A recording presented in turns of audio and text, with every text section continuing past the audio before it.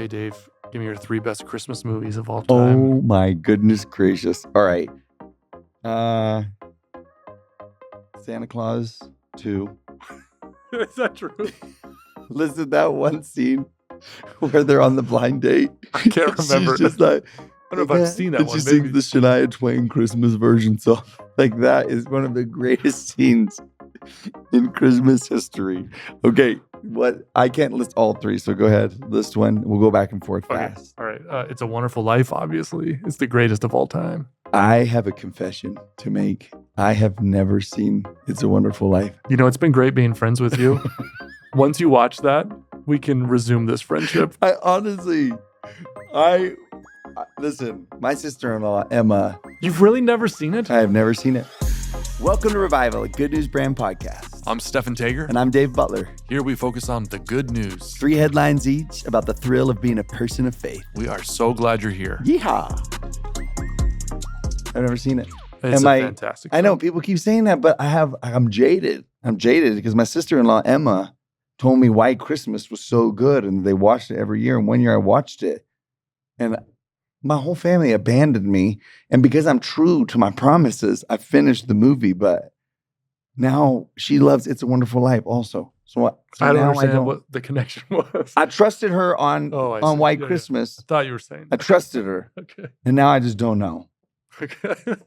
But you're giving me reason to trust again because I'll take it off of your recommendation.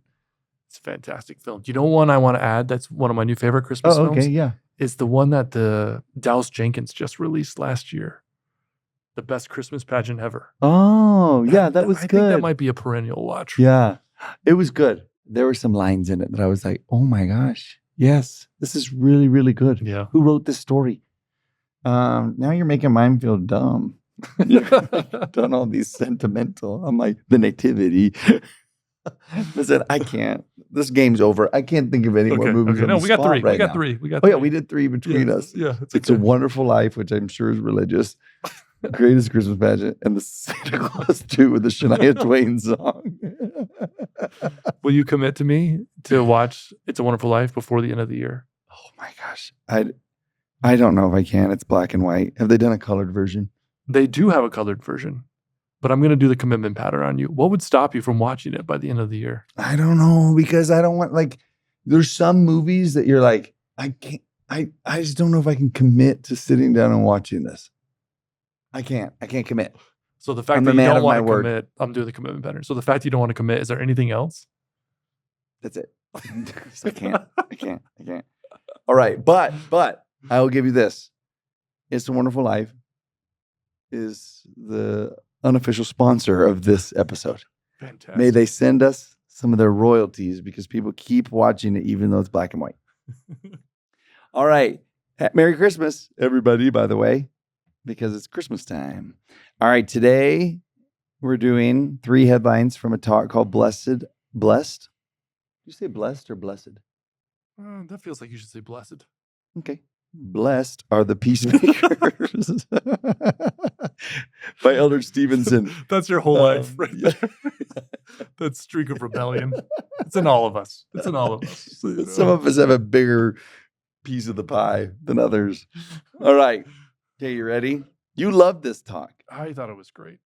I love Elder Stevenson. I really, really do too. He was in my Kirsten's grandfather's ward. And just was how y'all are practically best friends. Just kidding. And Grandpa Applegarth loved, Elder Stevenson. Just thought the world of him, and Elder Stevenson was really kind to him. And so awesome. Yeah, it was great. Okay, this just goes to show. That was a dramatic way to say what I'm about to say, but I'm excited. I actually feel like most of our only encounter or interaction with the Quorum of the 12 is General Conference. Mm-hmm. And that's probably the smallest percentage of their ministry is what they say in General Conference. I love what they say. I know they put a lot of time and prayer and effort into what they say. And my word, the fact that I think they have to speak twice a year to the whole world. It's so many talks, But there is so much more to their ministry than just the red chairs, you know? And anyways, that comment about your grandpa is just making me think. Yeah, I wish it would be fun to know more. And that's why technology is such a blessing, because now we can follow them on Instagram or YouTube, and increasingly more and more they're showing us, actually them out ministering. Yeah, they're getting better. What they're showing on Instagram is getting better, because sometimes people are picking things that you're like, no, don't have such a filtered, pictures. Like I know there's like really good stories, and yeah, it's like did Elder Suarez talk about his child, his baby who died? Oh, was that only on Instagram, or did he do that in conference? I know I saw it on Instagram. That's where I saw it first, and it wasn't a conference talk. I don't think he was talking to missionaries, I feel like. Right. And I felt like that. I was like, thank the Lord for Instagram right now. It's the only time I've ever thanked him for Instagram. But I'm like, wow, that story was so sweet. And so maybe he did talk, but anyways, he may have talked about it also in conference. But I'm just saying, like, there was like, it was more raw. It was more, Yeah, one of my favorite ones I've seen recently was with President Oaks and President Holland. And they were talking about their experience at BYU. Oh, I saw that, but my phone was muted, so I didn't hear it. But President Oaks talks about how grateful he was for, I think it was his freshman year, but it was a teacher that taught him like English, like writing and that. And he said, I've used that throughout my whole life. He knew her name. It was fantastic. Whoa. It was just awesome and I really identified with that. I recently had a professor at BYU when I was doing graduate work there who really helped me tremendously with some basics about writing and that kind of thing. So, okay. Basics about writing. Well, makes me feel because yeah. He's like, I had him during space bar. He was my doctoral advisor. Yeah. His name's Steve Yanchar. Yeah, you're just talking about like the basics of writing. Like I did take my intro to like academic writing class from him, and he was just really kind and helpful and fancy writing, everybody. All right. Okay. Man, that was 7 minutes of intro. That was too long. We were in it. We were like, the Christmas part was short. We were talking about the ministry of the 12. Okay, that works. That's Yes. reviving. It sure is. Okay.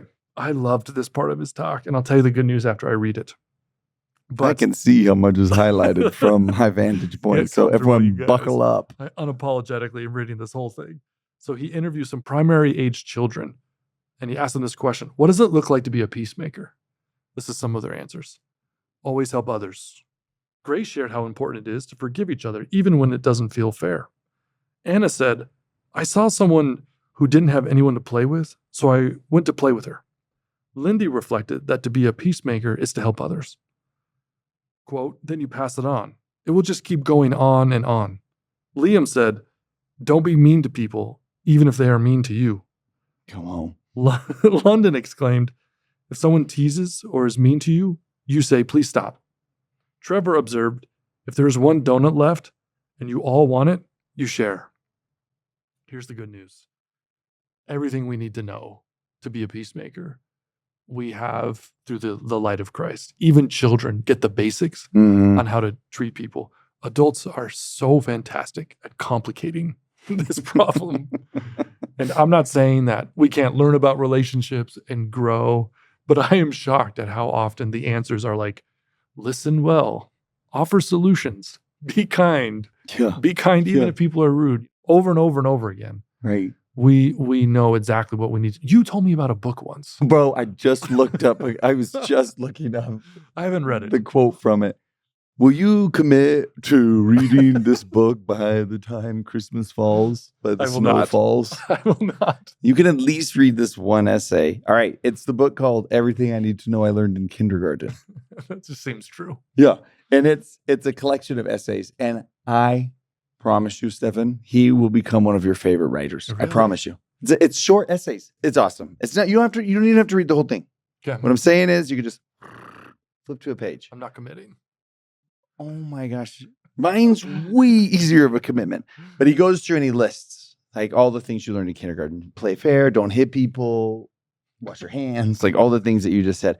And then he just said this. Take any one of those items and extrapolate it into sophisticated adult terms and apply it to your family life or your work or your government or your world, and it holds true and clear and firm. Think what a better world it would be if we all, the whole world, had cookies and milk about 3 o'clock every afternoon and then lay down with our blankets for a nap.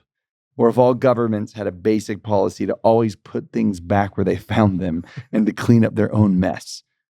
And yes, it's true. No matter how old you are, when you go out into the world, it's best to hold hands and stick together. And I think the reason is because, I don't know how to say this well, but just because we sense that other humans have thoughts and feelings and dreams that matter just as much as our own, that provides the framework for all social interaction and something deeper too, that because they're children of God, we treat them the way that Jesus would treat people. Yeah. You know? Yeah. One time I had this shirt. I made a shirt. I like bought a screen printing machine, thinking I was going to open a little business from my garage, screen printing shirts, just so you know. Okay. I sold it soon after. But I did make one, and it said on it, just be nice. And then in quotes, and then like a little dash, like Jesus, like a quote that he used the one, be nice. And I posted it somewhere or whatever. And like someone wrote a comment and they're like, so nasty about it. They're like, that is nowhere in scripture. Where did he say that? And I was like, read the shirt, ma'am. Apparently you missed the whole message of the shirt. She's all griping at me about that it's an inaccurate quote. And I was like, this is why I made the shirt. It's for people like you. Just be nice. All right, ready? Here's my, okay. I am actually wanting you to say, I'm really caught onto this line where he talks about Sermon on the Mount moments. I like that. Yeah, he said it. But he talks about, I'm so happy that we can all have Sermon on the Mount moments. Can you read the whole sentence for me? I know that's... Gratefully, this is your style. Buckle up again, everyone, but don't blame me. Gratefully, our young men and young women are similarly drawn to their Sermon on the Mount moments. And he's talking about this, that people went up and sat in the meadow. I don't know it's a meadow, but that just actually made it seem so great. Surrounded by the lilies of the field, and had this moment with Jesus where he seemed to just simplify what it looked like to create heaven on earth. I just say what you want to say about the Sermon on the Mount, because you love the Sermon on the Mount as like one. It's like the heart of Christianity. Yeah. So teach about that for a minute, and then that will make everyone love that phrase. That's really why I highlighted it, because anyways, go ahead. Yeah, I think one of the reasons why the Sermon on the Mount is so powerful is because we often, if you went up to an average person and was like, "What is a Christian?" they would have their list of things that they would try to describe, right? And it might hit politics, it might hit certain religious behaviors. But Matthew 5-7 tells us this is the life of what a Christian is like. This is when the kingdom of God is reigning here on earth. This is what people act like. I think the central part of it is Matthew 5:44, where Jesus says, love your enemies, right? And he says, do unto others, in Matthew 7, do unto others as you would want to be treated, right? The golden rule. And so it's I'm shocked at how much the Sermon on the Mount always has something more to say. There's always more depth to it. It's always giving life and direction. Yeah. Can I say one last thing? Yeah. I don't know if I've said this on here before, but when President Monson passed away, I think it was a Catholic priest in Salt Lake, they said that he lived a Sermon on the Mount life. And I think that's the best compliment you could ever be given. Yeah. I really do. Yeah. I really do. And it's interesting how I like this idea of a Sermon on the Mount moment. And he compares it to, things like for the youth seminary and FSY, whatever, things like that. But those times that we all get to kind of just walk away from the complexity of life, hear the simple explanation of what heaven is and how to create it, and then we come back. But there's something about the sweet, and I think, if you've ever been to the to the mountainside that commemorates the Sermon on the Mount on the shores of Galilee. Like it carries that sweetness to it. I love that spot. I know. And my first trip to Israel was 15 years ago.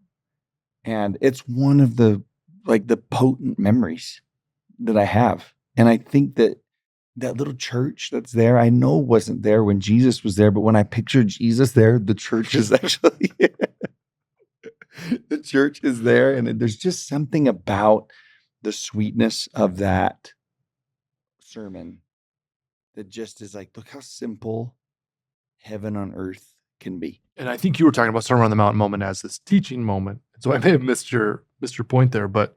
Oh yeah. I mean it like, I'm going to come away from the, complexity of life and just right sit at the feet of Jesus. And I think a few elements go in that. Number one, Jesus has to be teaching.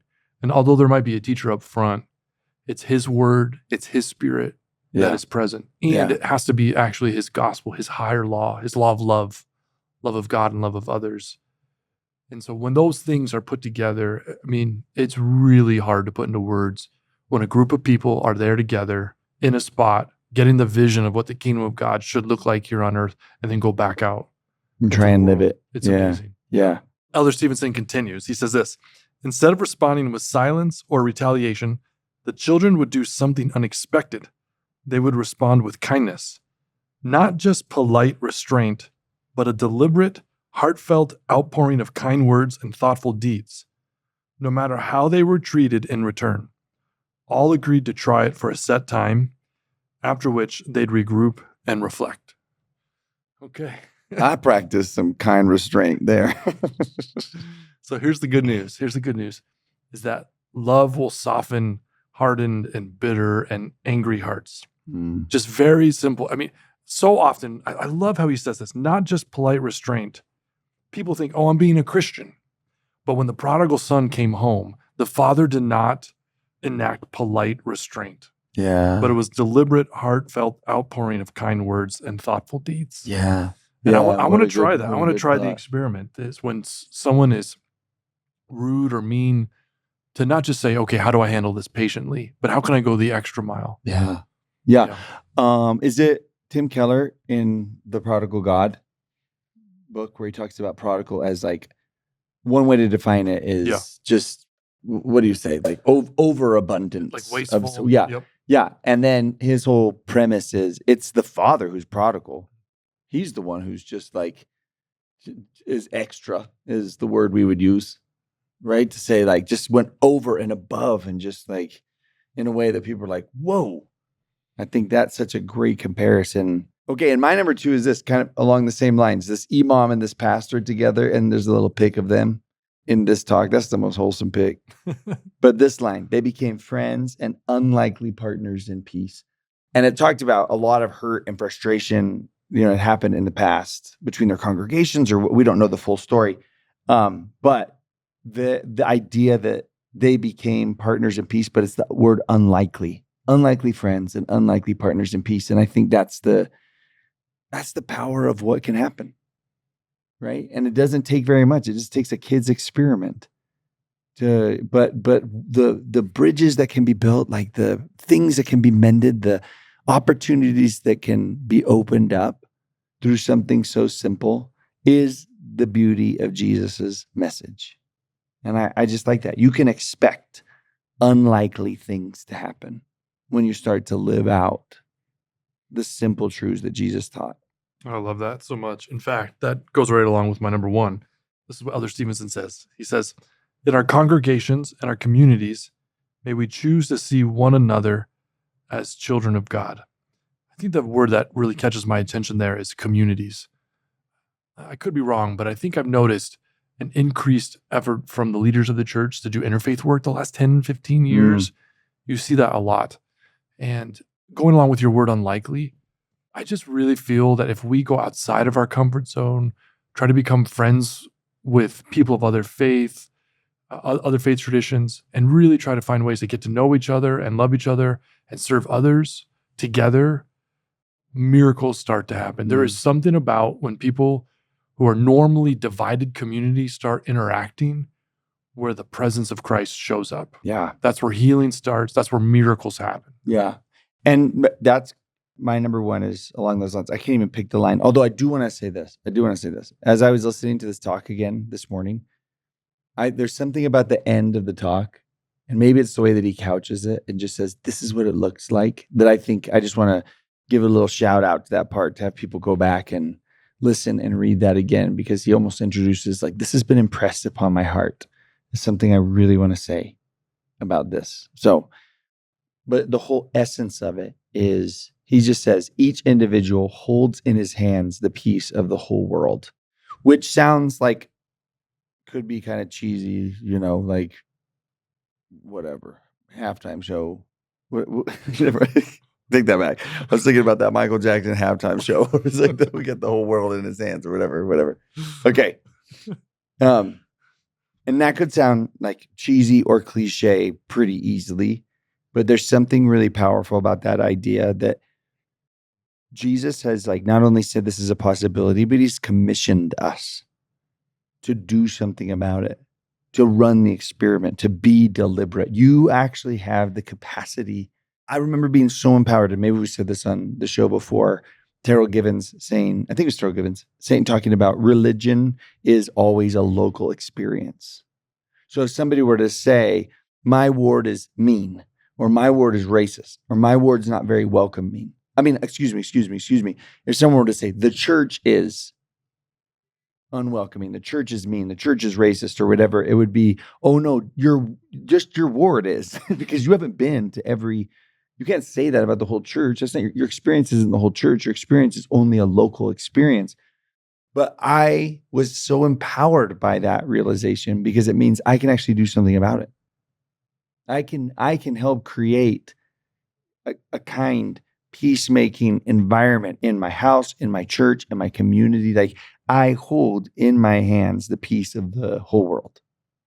Yeah, no, I love that. One way to do that is to reach out to people who are considered in other communities and try to become authentic friends with them. Another way to do that is to start celebrating the goodness of other people. You can change the narrative of a community by pointing out how other people are adding to it, who are doing good in it, by celebrating the goodness of other people. Yeah. And just think about an interfaith, what that does when you say, oh, I love that sermon, or that hymn that you guys sing, or whatever it is. Yeah. That really changes people when you start seeing goodness in others, right? Well, and I think, and this is this is one of my passions. You're like beating my drum here that I love so much. The concept of, I love Houston Smith, who's a world religions author and expert, says, when you practice holy envy, and holy envy is the 13th article of faith, it's to seek for the things that are praiseworthy and good, to look for it deliberately, not just, admit it's there, like look for it, try to find it. And he says, when you practice that, you don't have to give up anything except maybe prejudice. Mm-hmm.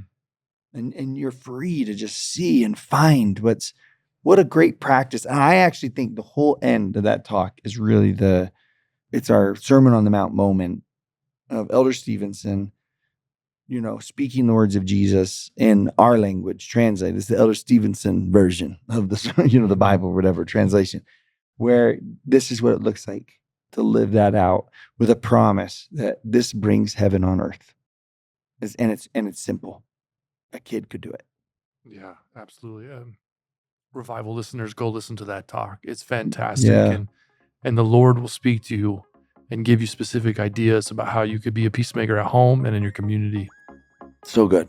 All right, that's Revival. Merry Christmas. Go watch It's a Wonderful Life. Man, I hope you feel thrilled and revived with the good news and the thrill of faith. If you want to find more, go to goodnewsbrandco.com. You can check out our Instagram, Good News Brand Co. We also have an app where we include all the podcasts and all the freebies and all the gives there. Just trying to fill your life with some good news. We'll see you next week.